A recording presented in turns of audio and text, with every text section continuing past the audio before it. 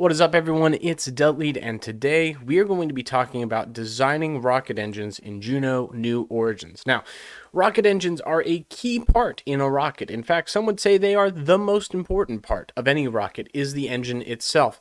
And there is a lot that goes into designing a rocket engine for a mission.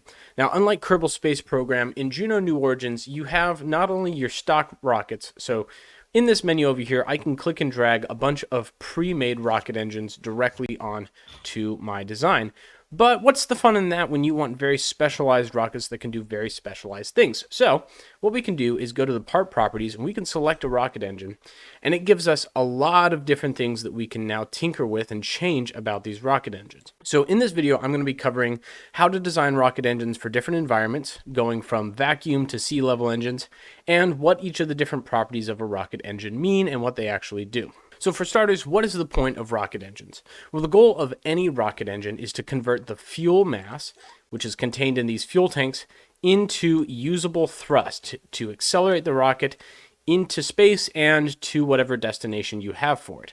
So these rockets do this by having a combustion chamber, which is this white area right here, where chemicals, fuel, and oxidizer are mixed, they're ignited and burned, and then that burning chemical reaction increases the pressure in this combustion chamber.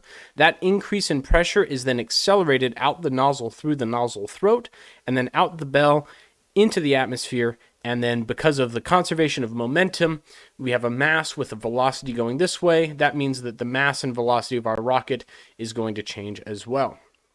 In general, more mass and a higher velocity equals more thrust. The more mass of rocket fuel you are expelling and the faster it's going, the more powerful your rocket engine is. Now, there's a lot of different ways to accomplish this, and there's a lot of different things you can do to tweak an engine to be useful for a specific situation. Rocket engines aren't a one-size-fits-all. There's no best rocket engine. It really depends on what the situation is and what you're trying to do. So for starters, let's look at booster engines. Now, booster engines are generally very high thrust and very low ISP. And the reason we want that high thrust is because at launch, when we're just sitting on the launch pad, we have to use all of our thrust to lift all of the mass of our rocket directly against the pull of gravity. And it takes a lot of force to be able to do that. So we need a rocket engine that's very powerful. So when we're designing our rocket engines and we're designing our rocket, one of the first things we're going to do with the booster engines, the thing we need to verify before anything else is that our thrust to weight ratio is greater than 1. Now you can see thrust to weight ratio right here. Our starting TWR is 1.66. and our ending thrust weight ratio for this stage is 5.67. So what I did here is I went to the staging analysis tab and clicked stage 1. Now stage 1 is just these rocket engines. So the computer knows to only evaluate the performance of my rocket with just these rocket engines burning and nothing else activated. Looking at my stage 1 performance, I see I have a 2.73 kilometer per second delta V, which we'll talk about later. We have an ISP of 226. We have a total burn time of 1.6 minutes, and we have a starting thrust to weight ratio of 1.66. Now, of all these numbers, the most important ones are our delta V, our burn time, and our thrust to weight ratio.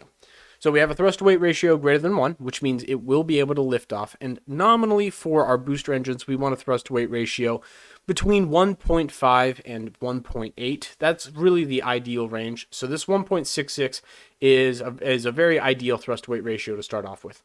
We also have a good burn time, 1.6 minutes, and that's mostly driven by how much fuel we give it.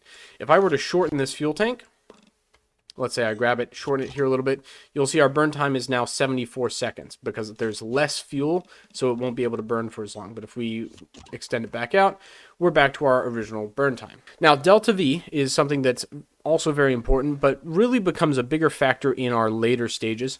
Delta V is the total change in velocity that our rocket is capable of. So if we were sitting motionless in space with no gravity, and we were to light our engines, then by the time we had burned all of our fuel, we would be going 2,750 meters per second. When we're fighting against gravity, the total delta V is not going to equal our speed at the end of these engines burning out because we'll be fighting against gravity and we'll be fighting against air resistance. Our speed is going to be lower than 2.75 kilometers per second. It'll be probably closer to 1.2 kilometers per second, more likely. But that's still good to know that we have a decent amount of delta V here. The other thing that's important with the staging analysis is the environment tab. So here we have the planet. We can actually select different planets, and that's going to give us different thrust to weight ratios, but based on gravity.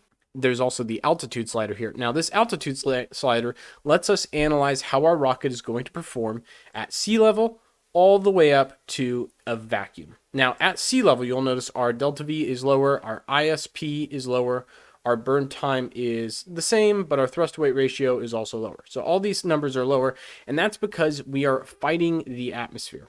So if you think about it, if I select this rocket here, the rocket is expelling pressurized gas out the end of this nozzle. Because this nozzle is expanding, the area of this nozzle gets wider. The pressure of the gas here at the throat is actually lower here at the bell. So its highest pressure is right here at the throat, where the gases are being squeezed and compressed together by the shape of the nozzle.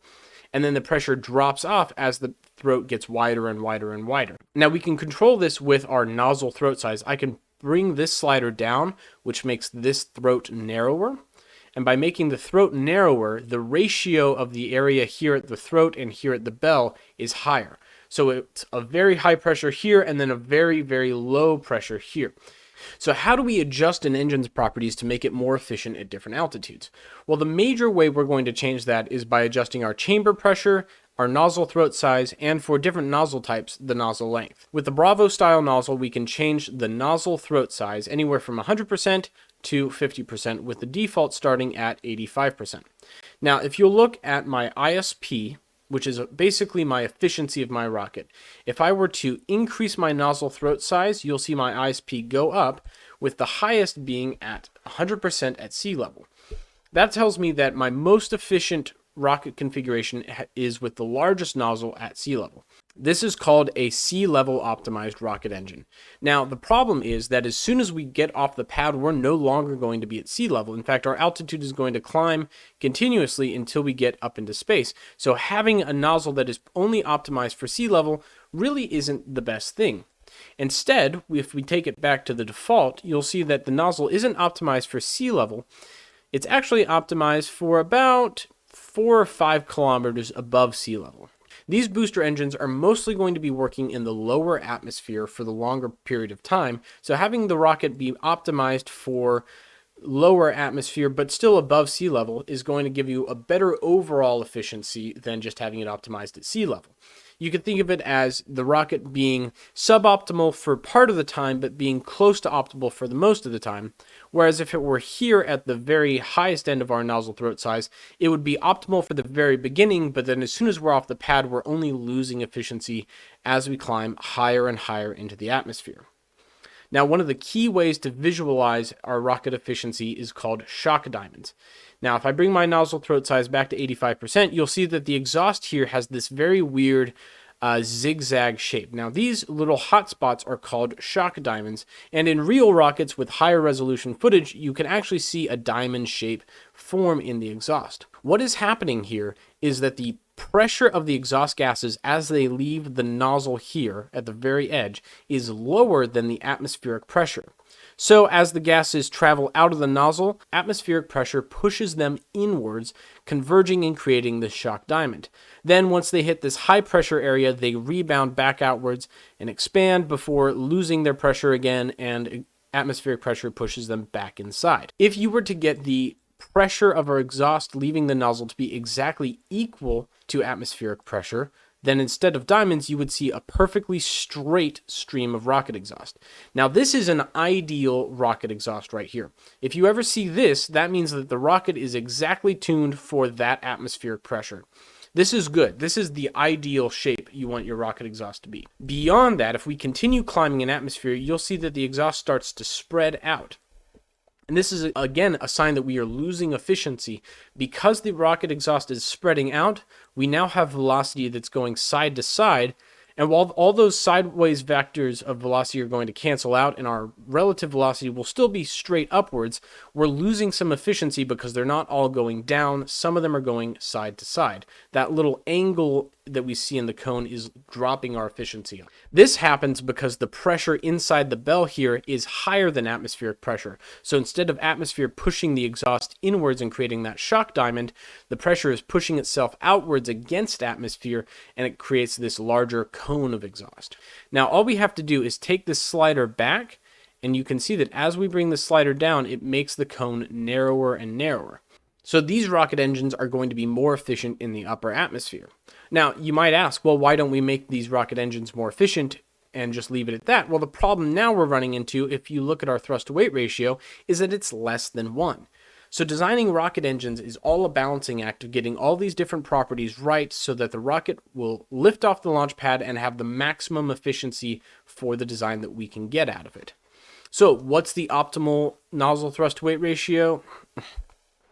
So you might be asking, that's all well and good, but just tell me what the optimum ratio is for all these different sliders and let me do that. Well, it's just not that simple. I mean, there is actual equations you could look up and use to calculate it, but in reality, you're going to have to tinker with and experiment until you find something that works best for you. Right now, these Bravo engines with the 85% nozzle throat size, the default engine here, gives us a decent thrust-to-weight ratio and good enough efficiency throughout the flight that it's not worth trying to find the exact perfect nozzle for this rocket.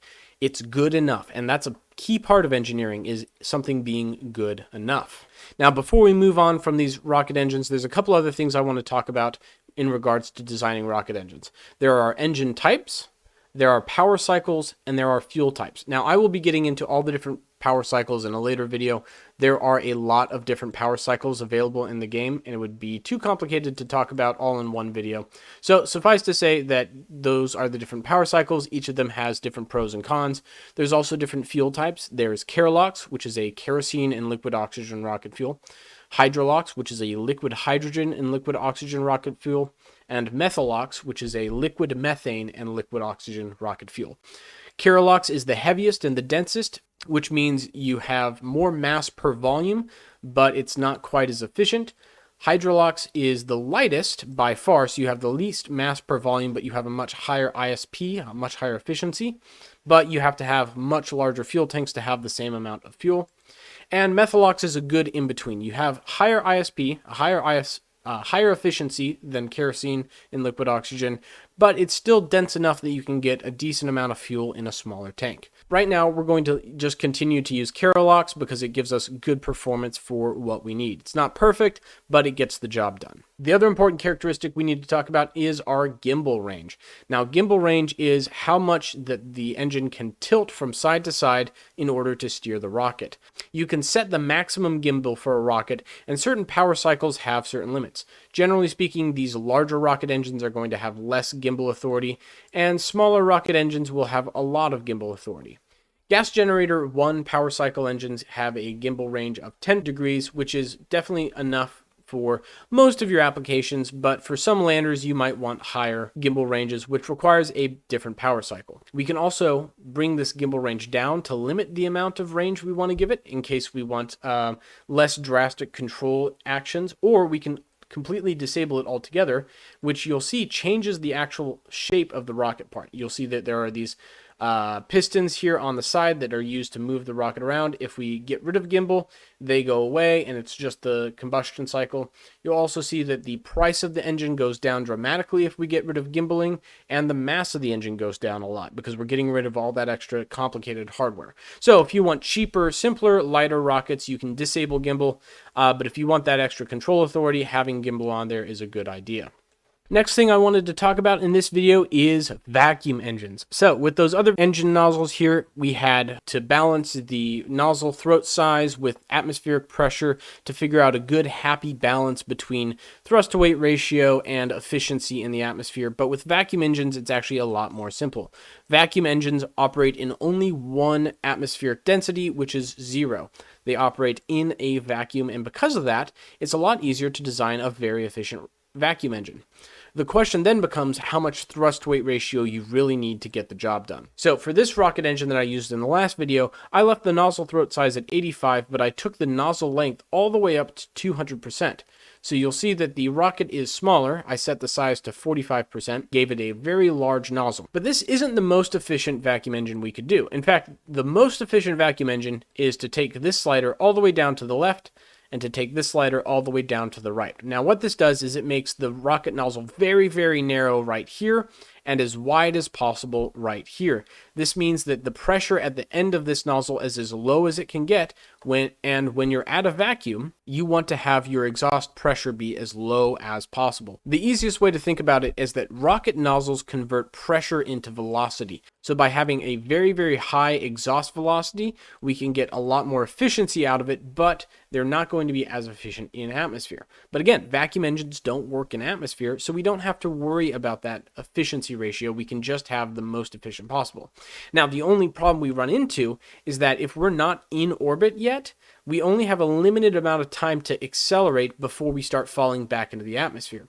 So the reason I don't have this engine set to the lowest nozzle throat size is because if I were to do this, the engine would not accelerate the rocket fast enough to get into orbit, and we would fall back into the atmosphere before we were able to actually achieve orbit. So I need enough thrust to get me into orbit before I fall back down, but I don't need so much thrust that I have to fight directly against gravity. That's why I set the nozzle throat size of this engine to 85%. That gives us a thrust to weight ratio slightly less than 1-to-1, so if we were directly fighting against gravity, gravity would win. However, because we're not fighting directly against gravity and we're actually going to be burning sideways at this point, we don't need that 1.0 thrust to weight ratio. We can have a less than 1 thrust to weight ratio. This is a good compromise between having enough thrust to get into orbit quickly before I fall back into the atmosphere, while having as efficient of a rocket engine as possible. Now, if I had a third stage on top of this rocket and I didn't need to worry about falling back into atmosphere with that rocket stage, yes, I would absolutely want to make my nozzle throat size as small as possible, my nozzle length as big as possible, and even shrink down the size of my engine, because I don't care what my thrust to weight ratio is at that point. It can be as low as 0.1, which means I would accelerate very, very slowly. However, it gives me the best delta V possible. You'll see as I increase the size of my rocket engine, my delta V goes down, and as I increase the thrust of my rocket engine, my delta V goes down. So to maximize that delta V, I want my size to be as low as possible and my throat size to be as low as possible. This gives me a very, very long burn time of 31 minutes, but a very low thrust to weight ratio.